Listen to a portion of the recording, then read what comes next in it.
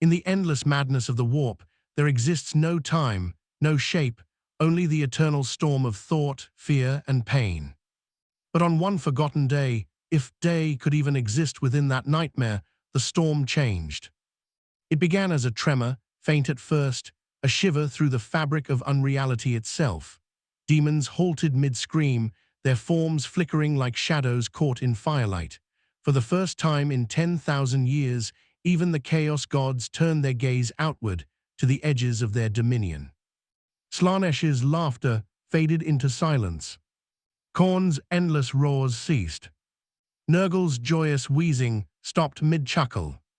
And Tzeentch, even he, the master of foresight, felt something he had not known since creation itself, doubt. The warp, that infinite sea of torment, recoiled. A wound appeared across it, not a rift, but a scar, ancient and alive, pulsing with red light. It throbbed like a colossal heartbeat, echoing through eternity. The color of that light wasn't of blood or fire, it was something deeper, older, something that should not be. Across the galaxy, every psyker felt it. On Terra, the Emperor's throne shuddered, its ancient machinery wailing like dying gods. In the depths of the Eye of Terror, demon princes screamed as their power bled away. And on 1,000 distant worlds, ordinary mortals fell to their knees, choking, seeing visions of a crimson sun rising beyond the stars. Then, for the first time since his ascension, the Emperor's sealed eyes opened.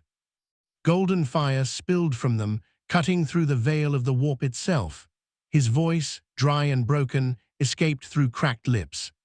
He spoke only 3 words. Words that chilled even the gods. It is not of the warp. The Astronomicon flickered. The light that guided humanity began to fade. And somewhere in the bleeding heart of the warp, something vast and patient awoke. The wound in the warp grew wider. What began as a pulse of red became an open, bleeding chasm.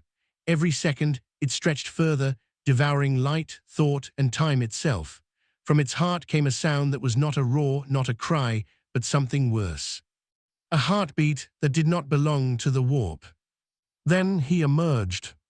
At first, there was no form, only distortion, the idea of a being so ancient that existence itself bent to make room for him. The warp screamed. The stars dimmed. Planets turned red under skis that bled. When the shape finally took form, the Chaos Gods knew fear. He was tall beyond measure, his body forged from suffering and creation alike. 7 crowns burned upon his head, each made from the bones of forgotten gods. His skin shimmered between flesh and flame, his eyes 2 endless wells of blood and light. He was the Scarlet King, pain made divine, order born of torment. Khorne struck first, hurling rivers of blood and the rage of 1,000,000 battlefields at him. The Scarlet King raised a single hand, and the blood turned to dust before touching him. Nurgle's plagues followed, his corruption spreading like rot through eternity.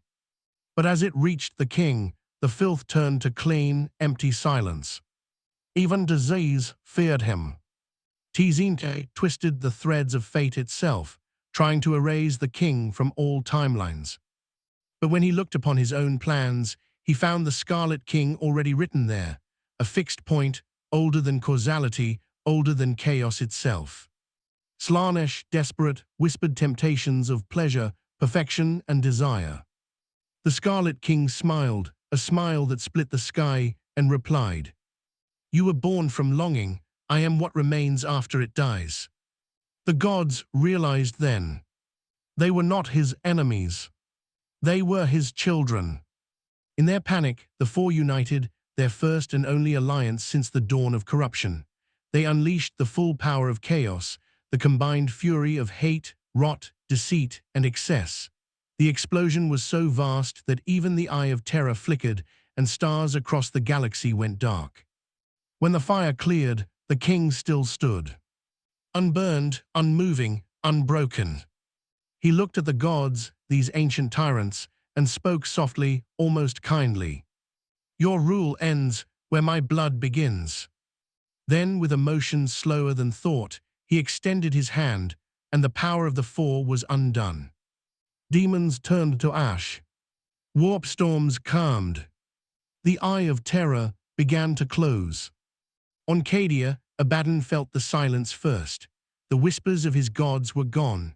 He looked to the red horizon and muttered the last words ever spoken by a servant of chaos. Not silent, dying. And in that dying silence, the Scarlet King stepped forward, not to destroy the warp, but to replace it.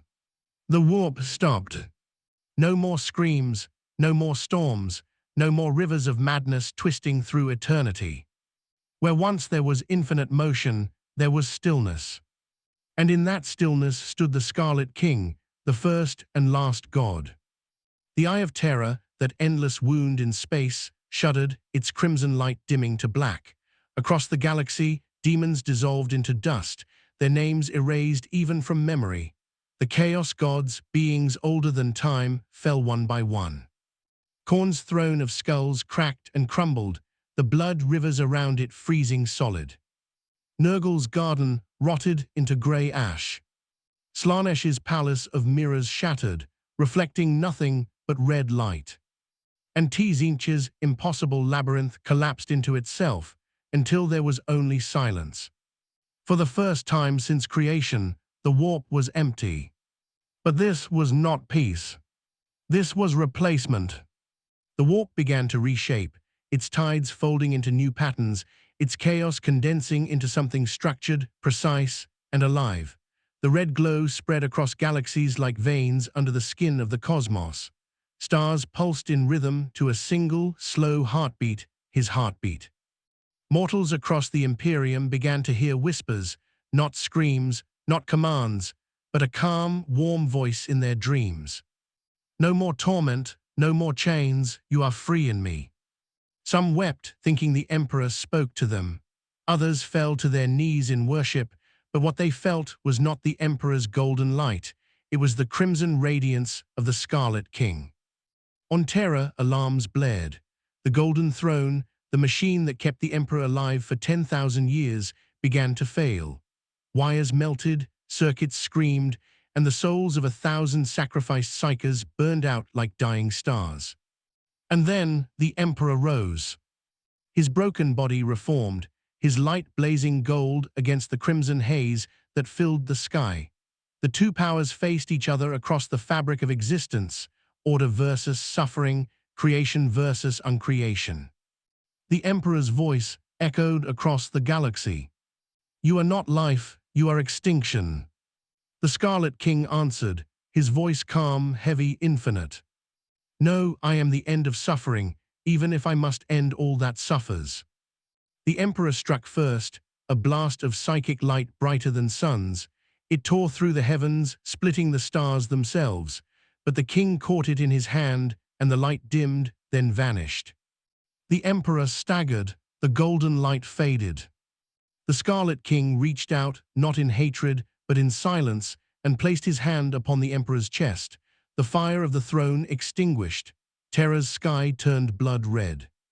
For a moment, all creation paused, as if holding its breath. And then, the universe changed. The warp and reality merged into one single entity, no longer opposites, no longer in conflict. Every soul, every atom, every thought became part of a single, endless being. The Scarlet King had not destroyed existence. He had absorbed it. The last light faded. The last sound died. And in the endless, peaceful red glow, the cosmos whispered its final truth. The end is not death, it is unity.